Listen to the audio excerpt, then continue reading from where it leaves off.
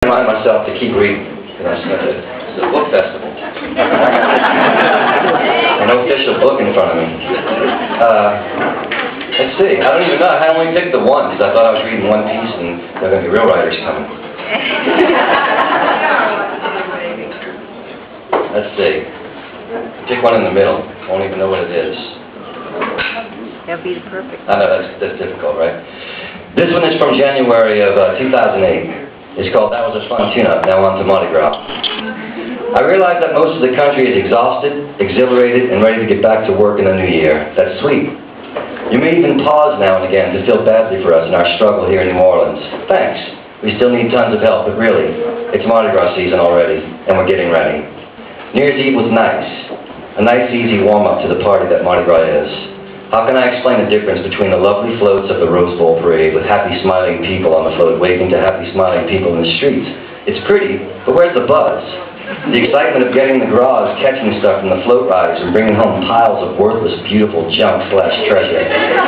How can you really get down and dance to the marching bands going by when drinking in public is illegal? Dancing to the marching bands while carrying a beer is an art form in itself, and a beautiful one if you catch it in the right light. Let's say the light of a flambeau carrier who is dancing along with you. With all respect to the Rose Bowl folks and their very beautiful parade, I like a little funk with my fun. New Year's Eve in New York City? I've done it. Also, good clean fun. With all due respect, the tradition of gathering for hours in Times Square so you can watch the ball drop for 1 minute is a really fun tradition. It's fun to stand amid a sea of celebratory humanity and feel one with hope. But if you throw in some brass bands, a second line, and an all-night party of music in every neighborhood, you've got a party with a kick. Midnight is no time to call it a night. It's time to hit Frenchman Street or Chips, or wherever your favorite bands and friends will be until an hour that makes getting up for the next day so you can begin doing the gras again, an heroic act that is indeed celebrated with a round of applause by friends who greet you at that event. Mardi Gras is part celebration and part endurance test. Even fun requires pacing. Something we grow up understanding in New Orleans is that when it comes to partying, pace yourself. Of course, our pace may be a bit more than you're used to, so the second rule for a good time in New Orleans is to eat more than you think you should, drink more than you normally would, stay out way later than you ever have, and please take a nap after lunch. Unless you're reading this from someplace warm like Belize, you may be freezing your ass off in January, so one more reason to come to New Orleans for Mardi Gras. Even if it's cold for us, it won't be cold for you. And you can laugh at us for dressing warm, or laugh along with us, as long as we're all laughing.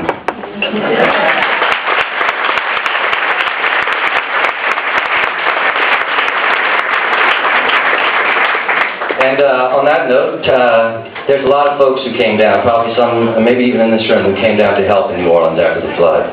It still overwhelms me. It still brings me near tears to think that 37,000 teenagers just a month ago paid their own way to come down from the Midwest to gut homes and renovate homes. It's an amazing thing.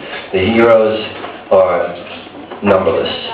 But somebody had to write a song for their hero.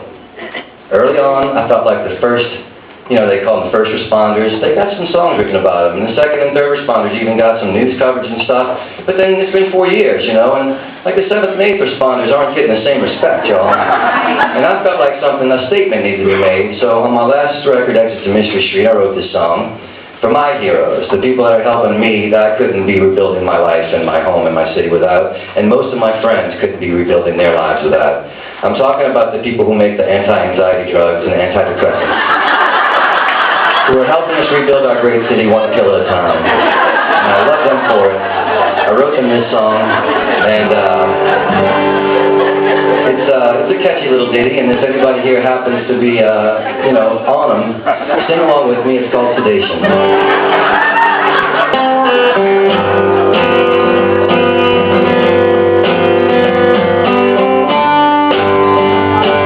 I just called to say everything's been blown away, and I spend all my time here in sedation.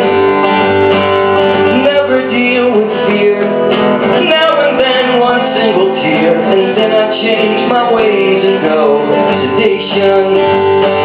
And if I find myself alone, I wander to the telephone to ask my pharmacist for medication. Sedation.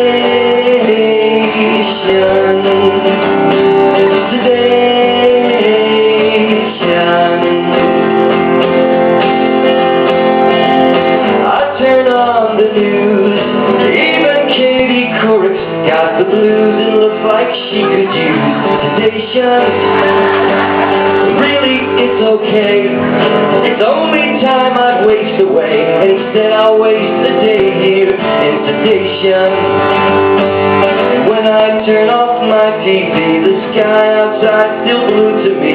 So blue, in fact, it's an hallucination. Sedation. Sedation. Sedation.